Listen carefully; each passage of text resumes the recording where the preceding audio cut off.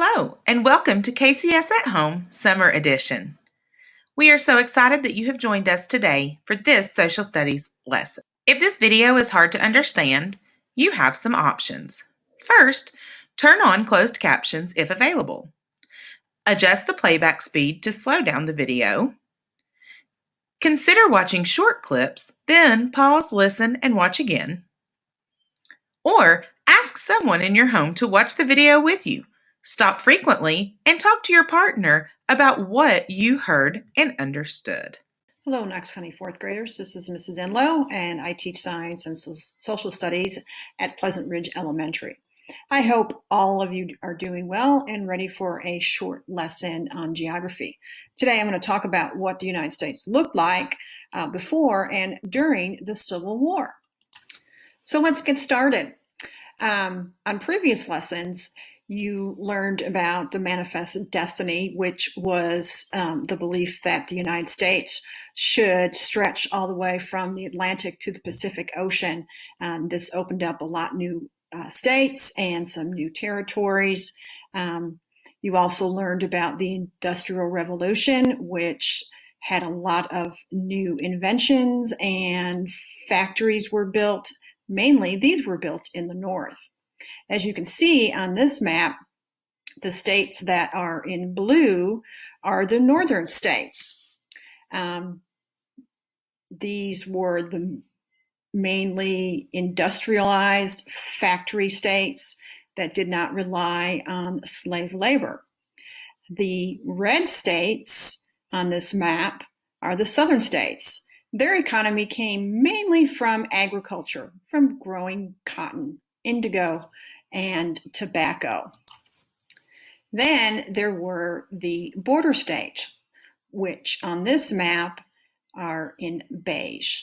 I called them border states because they were the border between the northern and the southern states. Also, you can see on this map there are some territories. These were places in the United States that were not quite states yet. As you can see, they were pretty large. And going back to the border states, these were states that didn't really take a side during the Civil War leading up to it and during it.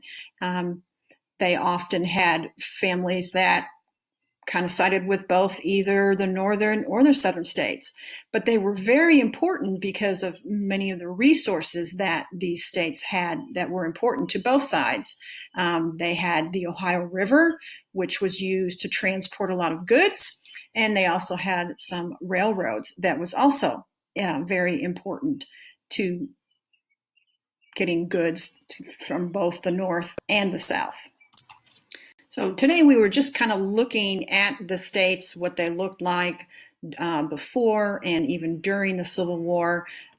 What I want you to do, what your task is going to be today, is to take a map and make your own coloring of what the United States looked like. So here's the map that I want you to color. Now it does look a little bit different than the one that I showed you previously. It does have the Union states and the Confederate states and the border states, and it has Western territories. They look a little different because on this map, they're already made into states. So you're going to have to outline what the territories are, and then you'll get to see which states kind of split up into different territories and different states. You can use your map key and color it any colors that you want. Don't forget, you might also like to label all your states, and then I'm going to want you to make a sort of the different states. There's a page for you to write down all the northern states. There's a page for you to write down all the southern states, and a page for the border states, and then you can write the territories down. And don't feel bad. You need to probably go back and look at the first map to get all your answers from, but that's okay. Go ahead and do that and see what you can get done. So I hope that you learned a little bit about what the United States looked like during and before the Civil War.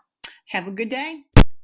Okay, So let's take a look at this map of the United States of America before the first secession. So before the first state seceded or left the United States, also called the Union. So in looking at this, we're going to watch a very quick animated map, and it's also a timeline in one, so it looks pretty neat.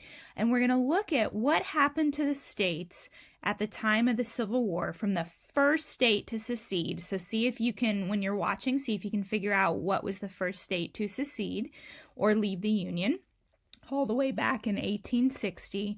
And then it's going to take us all the way to the end after the war was over and Reconstruction had started. So we're going to look at you'll see how the colors change. So go ahead and look at the key there.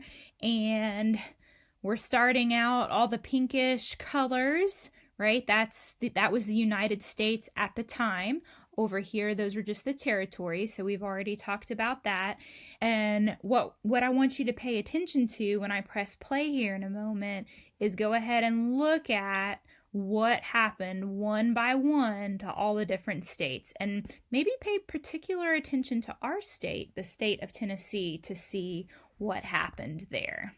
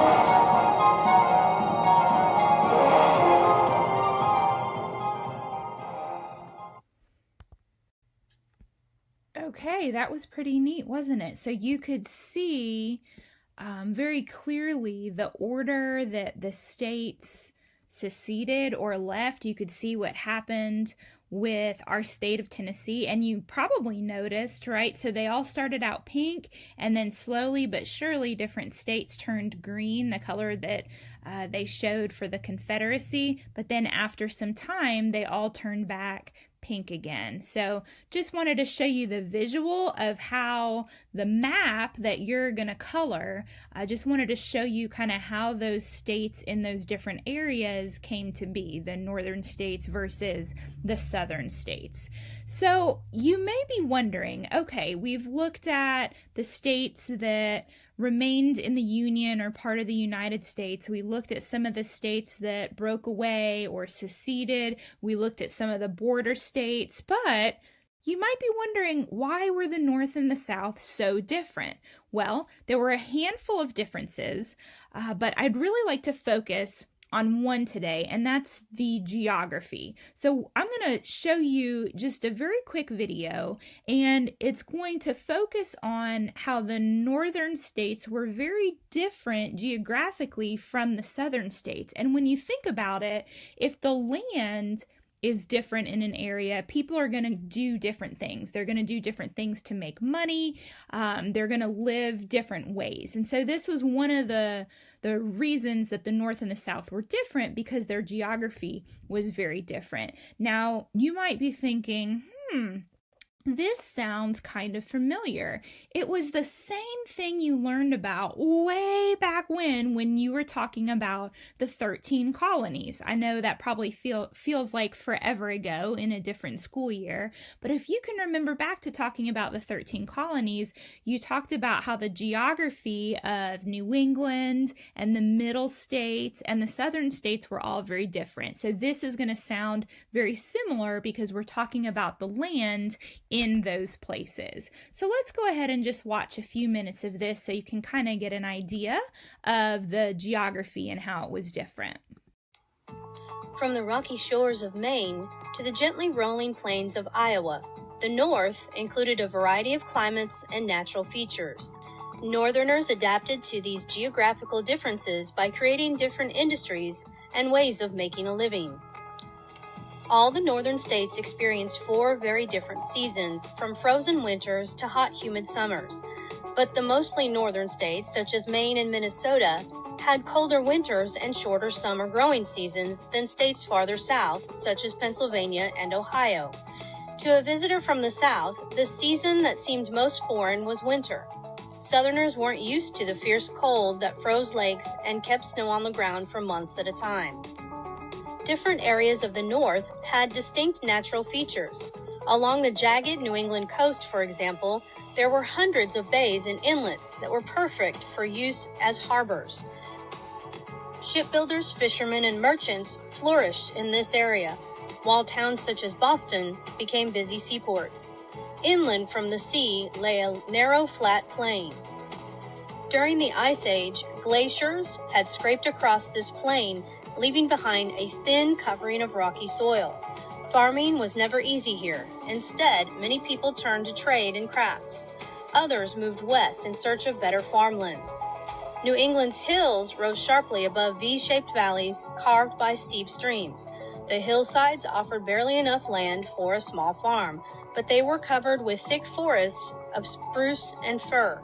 New Englanders found that they could make money by harvesting timber. The wood was used for shipbuilding and in trade with other countries. Farther south, in New York, Pennsylvania, and New Jersey, broad rivers like the Hudson and the Delaware had deposited rich soil over wide plains.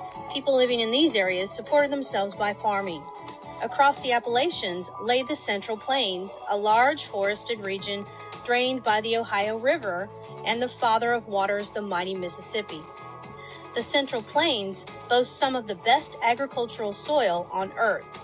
From Ohio to Illinois, settlers cleared the forests to make way for farms. Geography of the South.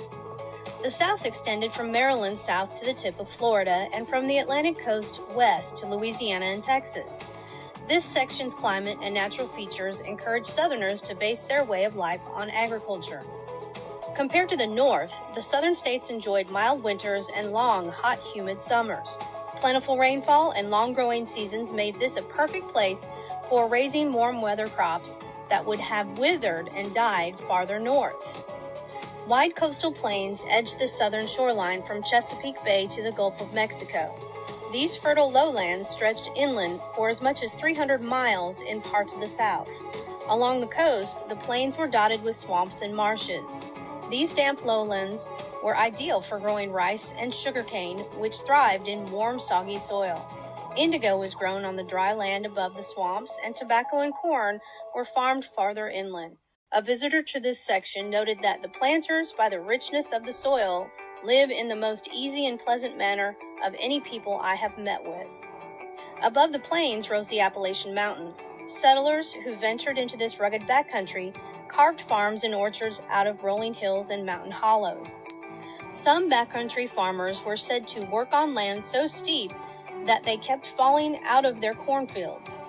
Although most people in the South were farmers, Southerners used natural resources in other ways as well. In North Carolina, they harvested thick pine forests for lumber. From Chesapeake Bay in Virginia and Maryland, they gathered fish, oysters, and crabs. An especially important feature of the South was its broad, flat rivers.